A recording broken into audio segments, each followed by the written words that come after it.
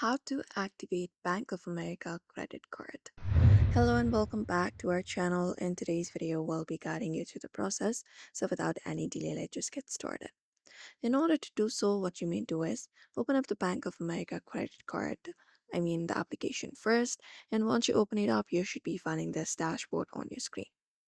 Now look out for the menu icon in from here at the top left corner and tap on it. And once you tap on it, from the menu you will be finding this section, and when you scroll a bit you'll be finding a section called manage debit and credit card. So look out for that option and tap on it. And once that is done, here you'll be finding your credit card. So look out for your credit card and click on it. After that, right in this lock section you'll be finding an option called activate instead of lock if your credit card has not been activated yet.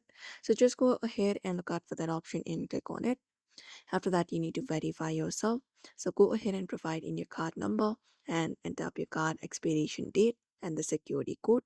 Once that is done, simply click on the verify option in the bottom right corner, and that will basically activate your Bank of America credit card after that. So therefore, if you'd also like to activate Bank of America credit card, you may follow up this method in order to do so. So I hope this information was helpful. Give it a thumbs up and subscribe for more tips and tutorials.